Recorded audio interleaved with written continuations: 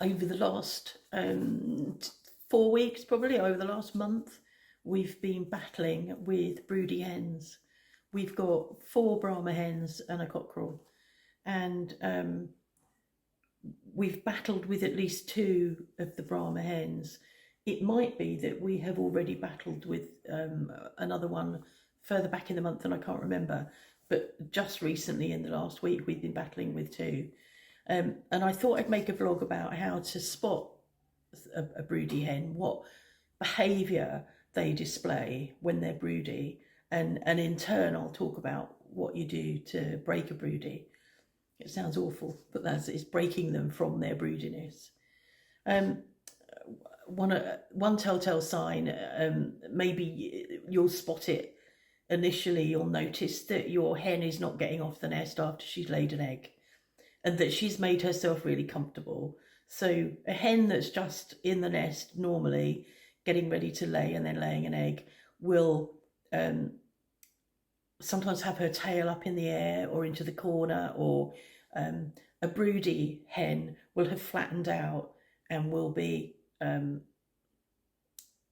very flat and covering anything that's in there. Even if there's not an egg, eventually they just flatten out. So that's a telltale sign that somebody's broody. If you approach the hen to remove her, she might have a go at you. She might try to peck you. Not all broodies do that, but they become a bit more aggressive or aggressive if they're not already aggressive when you approach them, and they make warning sounds. Another sign is that they have pecked off the feathers, taken the feathers off their breast. So you'll see fluffy feathers, you know, the breast feathers laying around. And if you lift the hen, you'll notice that her breast is quite bare. And that's where, you know, she uses the heat from that area to incubate her eggs. And if you pick your hen up, you'll feel how hot she is, really hot, even a little sweaty, which is ideal conditions, hot and sweaty for hatching an egg. But if you don't want chicks to hatch, then you need to do something about it. Another sign is if you do pick her up, or you've moved her and she's wandering around, because they do come off the nest about once a day for a drink, something to eat, a bit of a wander around, a bit of a preen before they go back on. They cluck, and they're clucking. And hens tend to cluck if they're calling others to food, but a broody will cluck. She will cluck to the eggs that she's sitting on, and she will cluck to them and tell them that she's coming back. And she will run back to her batch if you've left the eggs under her, that you shouldn't do, unless you want to hatch chicks. She'll run back to them clucking. And then eventually when the chicks hatch, that's how she talks to them. She chats to them, clucks. So a broody hen will carry on clucking if there are no eggs, if she's still broody, even if she's wandering around. I've got one out there at the moment she's not out. She's not able to get back to the hen coop. She's contained in the garden, but she's still out there clucking. And her feathers, the other thing is their feathers, they're a bit more fluffy. The feathers aren't smooth, they're a bit fluffed up, puffed up. What else? Golf ball poo. Another sign is poo that, because they're only coming off the nest once a day, because they're not eating more than once a day, their poo becomes like more solid, because hens poo and wee in the same, it's poo and wee together. It's not poo and it's not wee, it's poo and wee together, but it becomes more solid in a broody hen, and it sort of is the size of a golf ball. It's also very smelly. Now, I'd forgotten that because I've lost a lot of my sense of smell. So we were sitting in the garden the other day, and one of the hens had pooed quite near us, and Mark said, "Really smelly, isn't it?" And I went, "Oh, is it? I can't smell it."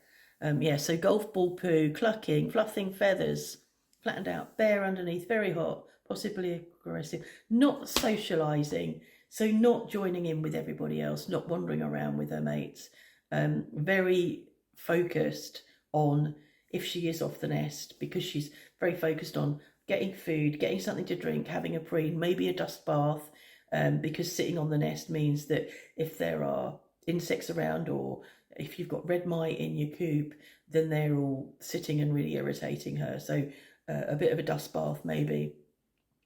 She'll be off the nest for about 20 minutes and then she'll rush back. And then what have I got here? And then another sign is they're in a bit of a trance-like state, but sort of like a hypnotic state. So if you lift them and put them down, they sort of stay in the position they were when you lifted them before they wake themselves up. I mean, you'd have to, wouldn't you? A hen sits on eggs for 21 days. So if you've got to remain on your eggs for 23 and a half hours per day for 21 days, you need to go off somewhere in your head to cope with that, rather than sit there and, you know, be agitated and thinking, God, I'm hungry. When's dinner? Where's my mate's gone? You can't do that. So they go into a bit of a hypnotic state. So that's the list of the things I can remember. And we've done this every year. Every year you get broody hens. And last year we had quite a catastrophe because we weren't here.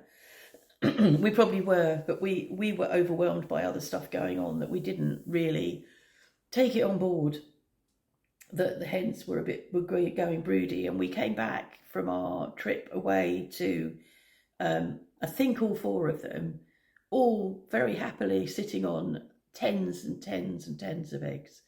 The house sitters did not understand that that's not how chickens are. I suppose, you know, people who don't keep chickens don't understand that hens don't sit around all day looking happy like that and not moving.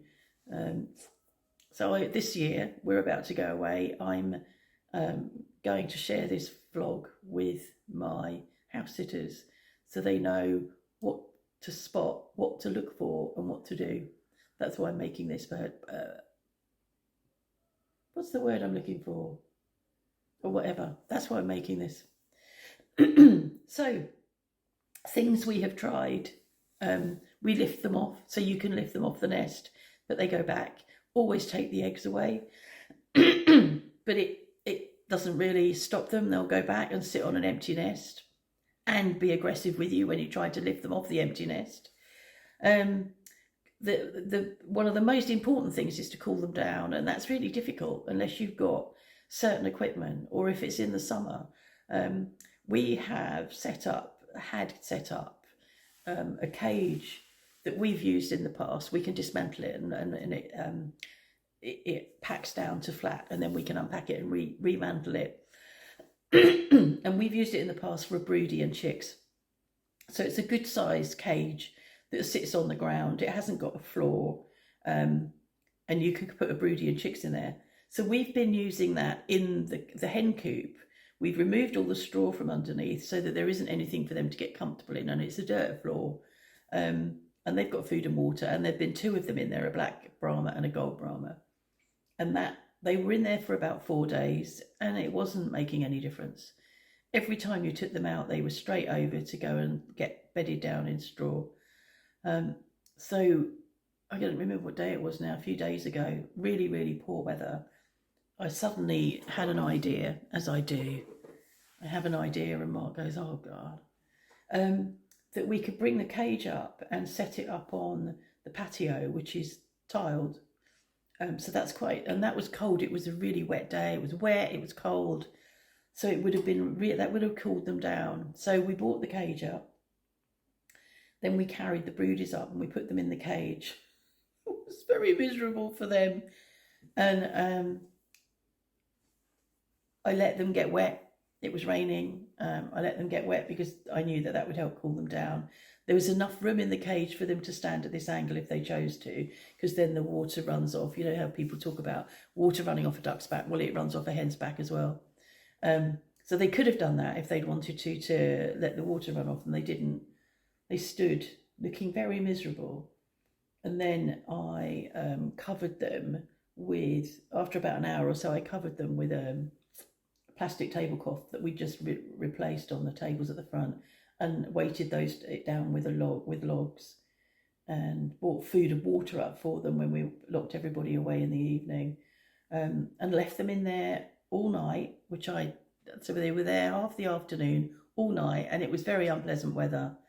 I did worry about them in the night a bit, worried about maybe a predator to get into them or trying to get into the cage. But woke up in the morning and they were in there, not very happy, but they were fine. And then we secured the garden, I thought, and let them out into the garden that's nearest the house. And we went off for the afternoon for our art class, and then came back and they'd escaped out of the gate, which had been pushed or blown open. So interestingly, when we went down to put everybody to bed, there was only one hen, that was the gold Brahma, that had settled herself down to brood again in the straw. So the black hen was roosting, which was a relief. So I brought the gold Brahma back up, put her back in the cage, and she spent last night in the cage. She's out in the garden today. The gate's blocked, and she's still clucking. She's still doing a big poo. So she's still broody. So she'll spend another night in the cage. I think the black one broke quickly because we've been working on that one for over a week, whereas she's relatively new to being broody. So yeah, she'll spend tonight in the cage, and hopefully by tomorrow that will have been broken. And that would be great if that can be the last of it for this year, or at least this part of the year. I can deal with it when we're not going away, but because we know that we're going to be leaving, I don't want to leave it in the hands of other people. It's a difficult job dealing with broodies. So that's what we've done. Other people use a dog cage. If you've got a dog cage that has got a wire bottom, and you can I think dog cages have a wire bottom, and they've got then some sort of cover on the bottom. Obviously you wouldn't lay a dog on a wire bottom, but they've got a wire bottom. So for a broody hen, if you take the tray out of the bottom so that the wire is exposed, and then stand the cage up on supports so there's an airflow beneath, that's another thing you can use to break a broody. Years ago, they used to sit them on frozen peas, obviously not direct on their skin because they'd get freezer burn, but do things like that. But it's like you'd have to be forever replacing the frozen peas. I've got big freezer blocks, but I'd be having to, every 4 hours, I'd have to replace it, and with a refrozen one. And you'd have to then, your hen would have to be really contained to get it to stay seated on this cold thing, which I think is more cruel than actually what we've done, putting them in the cage. So they're in broody jail, and it's the best thing to do if you don't want chicks. We don't want chicks, Mark's over halfway through his 70s. I'm going to be 70 next year, and we don't want all of that. We've had that. It's been lovely raising chicks, having them hatch under a broody, having them hatch in an incubator. All of that was lovely, but I don't want that now. So I have to stay vigilant, or we'd have to get rid of the cockerel. He's too gentle. He's lovely. We wouldn't do that. So, so that's it. I think that's everything. If I've forgotten anything, I'm sure someone will tell me. They normally do. But that's my tips. I don't know how many I gave you. 1, 2, 3, 4, 5, 6, 7, 8, 9. I'm going to say 10 because I think there was another one. I'm going to say 10, and then somebody can pick me up on that because they normally do. Okay, thanks for watching. And if you like this, subscribe or like it or do both.